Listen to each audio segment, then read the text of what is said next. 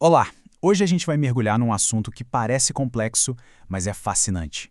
Vamos desvendar os segredos de uma ferramenta jurídica muito sofisticada, com base na obra do perito judicial Fernando Arias. Vamos falar sobre as estratégias por trás da penhora de faturamento, sabe? Aquele mecanismo que busca o equilíbrio perfeito entre pagar uma dívida e manter uma empresa de pé. Pensa só nesse dilema. Como é que se cobra uma dívida sem simplesmente acabar com o negócio do devedor? Porque, não adianta nada o credor receber se a empresa quebrar no processo. No fim das contas, todo mundo perde. Vão embora empregos, o governo deixa de arrecadar impostos, a economia toda sente o baque. Então, a grande questão é, como a justiça lida com essa sinuca de bico? E a resposta para essa pergunta está justamente aqui, na penhora de faturamento. Pode parecer um nome técnico, mas a ideia é genial. É uma solução, digamos, elegante para um problema bem cabeludo. Em vez de chegar e levar as máquinas, os computadores, tudo, o que pararia a empresa, certo? A justiça fala, olha, uma pequena parte do que vocês faturam todo mês, um percentual, vai direto para pagar essa dívida. Simples assim.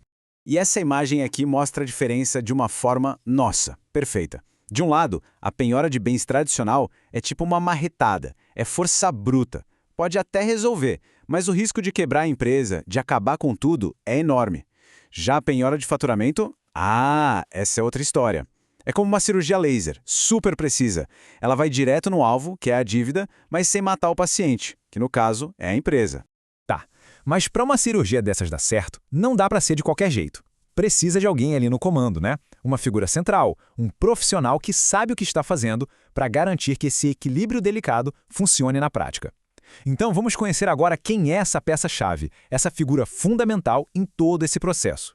Olha só, o tal do administrador depositário não é qualquer um não, é um perito, um especialista mesmo, que o juiz nomeia. Geralmente alguém da área de administração, direito, contabilidade, gente que entende do riscado. E o mais importante, precisa ter registro no seu conselho, seja o CRA, a OAB, o que for. Na prática, essa pessoa é a ponte entre todo mundo. O juiz, quem deve e quem quer receber. Ele é os olhos e ouvidos do tribunal lá dentro da empresa.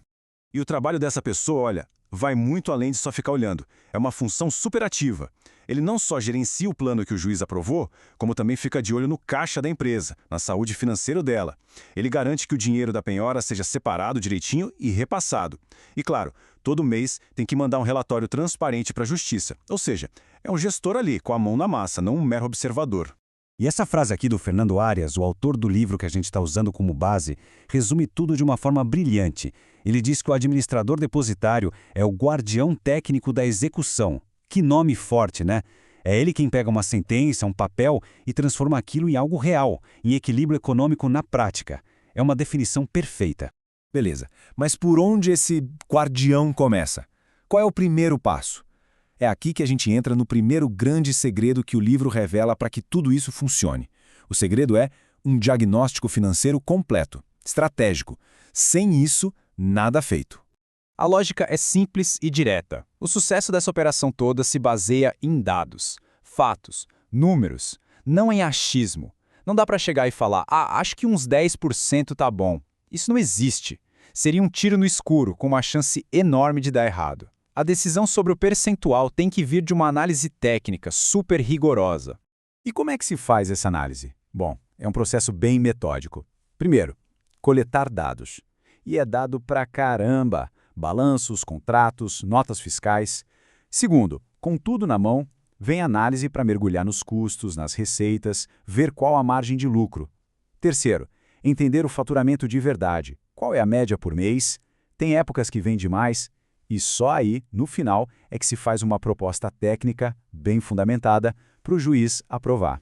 Olha só esse exemplo que deixa tudo bem claro. Imagina uma empresa que fatura, em média, R$100 mil por mês. Para ela funcionar, ela gasta 80 mil. Então, o que sobra de lucro ali na operação é 20 mil, certo? Aí vem a proposta, uma penhora de 10% sobre o faturamento. 10% de 100 mil dá 10 mil reais. Ou seja, metade do lucro vai para pagar dívida. E a outra metade fica para a empresa respirar, reinvestir. Viu como faz sentido? E de novo, a gente volta para o autor para fechar essa ideia. A frase é ótima. Sem o diagnóstico, é um salto no escuro. Um risco enorme. Mas com o diagnóstico, vira um ato técnico de justiça e sustentabilidade. A diferença é essa, sair do achismo e entrar na técnica. Ok, até agora parece tudo muito lógico, muito bonito no papel, né? Mas é claro que na vida real a coisa não é tão simples. O caminho tem muitos obstáculos. Agora a gente vai entrar no que talvez seja o maior desafio do administrador: lidar com riscos e, principalmente, com tentativas de fraude. A verdade nua e crua é que nem toda empresa devedora colabora. Pelo contrário, muitas vezes há resistência. Tentam esconder o faturamento real, dar uma maquiada nos livros contábeis, ou então simplesmente dificultam acesso à informação, escondem documentos. O administrador tem que estar pronto para esse tipo de situação. E olha que exemplo prático de como a fraude acontece e como ela é descoberta. A empresa vai lá e declara na contabilidade o faturamento de 50 mil reais. Ok. Mas aí o administrador vai fuçar nas contas bancárias e, surpresa, encontra depósitos que somam 85 mil.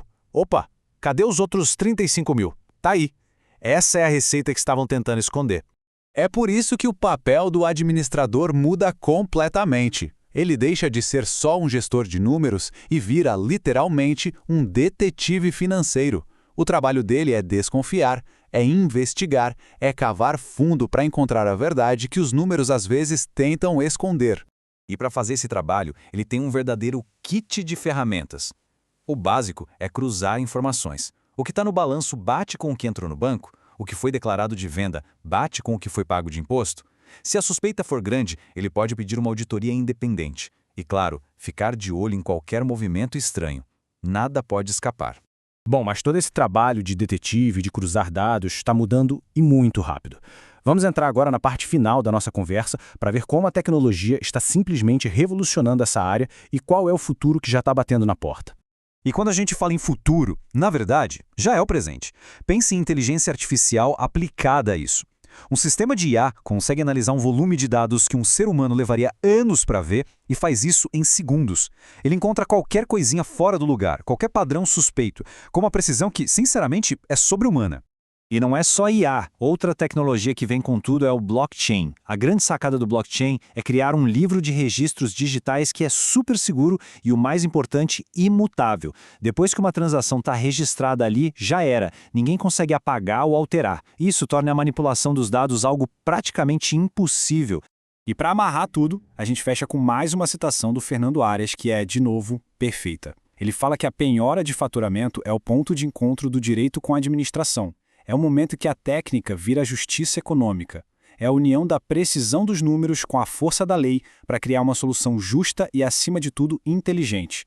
E para fechar de vez, fica essa reflexão final, também do livro, A Justiça em Código e Consciência. É uma frase curta, mas que diz muito, né?